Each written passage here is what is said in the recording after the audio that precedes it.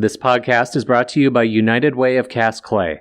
United Way of Cast Clay strives to create a vibrant, welcoming community where everyone can thrive. Get involved at unitedwaycastclay.org. You're listening to The Vault, a forum communications podcast covering true crime and general intrigue in the upper Midwest. I'm Trisha Taurinskas, and this is the first of a three-part series on the kidnapping of Haskell Bohn.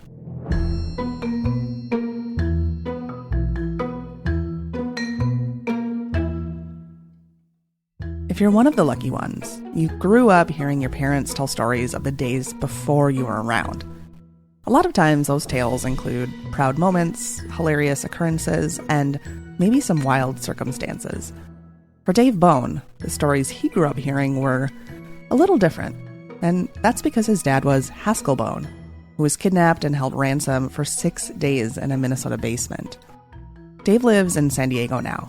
During a trip to Minnesota's North Shore this summer, he stumbled across an article I wrote about Minnesota's mobsters, who worked out a deal with law enforcement in the 1920s. Essentially, they could hide out in Minneapolis as long as they committed their crimes elsewhere. The article sparked Dave's interest because he grew up hearing the story of the Sankey Gang, who kidnapped his father. At the time, the Sankey Gang called Minneapolis home. After reading the story, Dave reached out. And as Dave and I began discussing his father's story, he started digging through documents that had, for a long time, been stored away. And the more he dug, the more he found. Now get this. He found the ransom note. 40 pages of police transcripts between his father and law enforcement. Countless news articles, old videos, and plenty of photos. Dave has been so generous to share these documents with us, to help tell the story of his father's kidnapping, and, in a way, capture the tales he grew up hearing. In this series, you'll learn what happened that summer day in 1932, when Haskell Bohn was snatched from his St. Paul home. You'll learn why he was the target of the crime, what it was like being held by FBI's most wanted criminals for 6 long days, and, ultimately, what happened to his captors. Was justice done? You'll have to listen and form your own conclusion. Dave thinks that in order to really understand his father's story, you have to understand why he was a victim in the first place. And I agree. Haskell Bohn was a millionaire. Well, he was the son of a millionaire. Here's the story. The story of Bohn Refrigeration is one of the American dream. It was a company started by Gebhard Bohn, Dave's great-grandpa. It was founded in 1903, and the company emerged from an unlikely scenario. Gebhard Bohn arrived in the United States from Germany in 1872, settling first in Winona, Minnesota.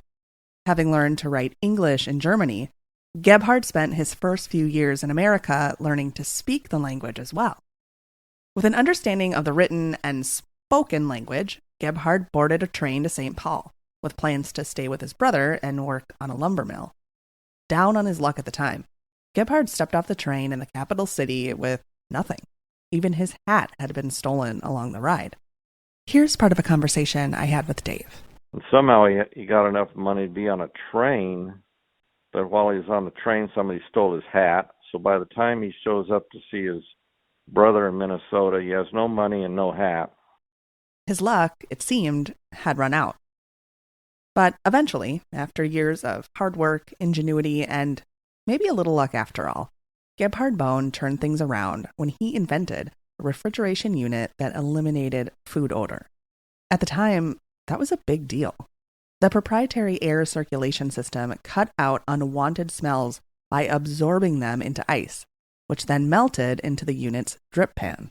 It was a hit, a game changer for families around the world. The invention led to a refrigeration revolution based in Minnesota. Its manufacturing unit continued to expand, employing hundreds in the area. And in turn, the Bohn fortune also continued to grow, and people took notice. The family lived within a wealthy neighborhood in St. Paul. The family's 6-bedroom, 6-bathroom home on the 1400 block of Summit Avenue was an impressive sight.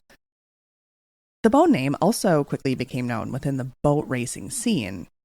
It was a popular activity among wealthy area families with the means to purchase impressive racing boats. And it really wasn't unusual for such races to draw crowds of spectators, often generating more than 1,000 viewers eager to gawk at the extravagant boats and cheer on their favorite family names. It was also an opportunity for criminals, eyeing the wealthy, to identify the who's who of high society. While Gebhard passed away in 1924, his son, also named Gebhard, Haskell's father, took over the family business. Unfortunately for the Bohn family, it was just a few years later when they became the target of a gang of criminals known to make their money by carrying out kidnappings for ransom. While it didn't show on the outside, the Bohn business was going through hard times when the gang targeted the family. Not too long after the kidnapping, the Bohn refrigerator factory closed. There aren't too many details that exist regarding the reason for the closure, but a crosstown rival did open its own factory just a few years later. It's now known as Whirlpool.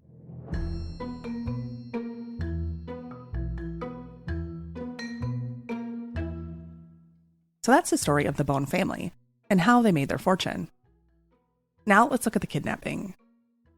At 20 years old, with wealth and good looks on his side, Haskell was living the high life. The son of a Minnesota manufacturing millionaire, Haskell appeared to be a flashy guy. Yet, despite just graduating from St. Paul's prestigious Breck School, he was employed as a laborer at the Bohn refrigerator factory, which, of course, his family owned. Unfortunately for the Bohn family, Haskell's flash caught the attention of the Sankey Gang, a notorious criminal organization housed out of neighboring Minneapolis. Vern Sankey and Gordon Elkhorn honed in on the young man as he stepped out of his St. Paul home, headed for work at the factory on the morning of June 30th, 1932. As Haskell approached the home's garage, where his chauffeur was waiting, Sankey and Elkhorn pounced. They pointed a gun at him, and they threw him in the back of a small sedan. His chauffeur stood there as they pointed an automatic rifle to his face. Before speeding off, the kidnappers tossed him a ransom note. As we mentioned before, Dave has the ransom note, and here's just a portion of what it said. Do not notify the authorities. If you want our captive returned to you alive and well, do exactly as we instruct you. Our terms are $35,000 in exchange for our captive.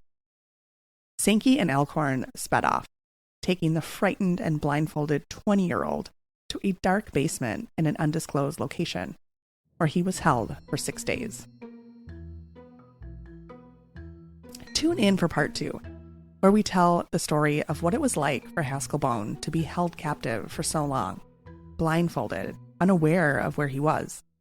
The 40-page police transcript gives us a unique perspective into those long days.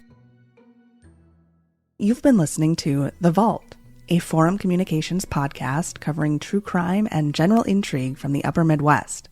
Unlock more cold cases and crimes from the past at inforum.news/try.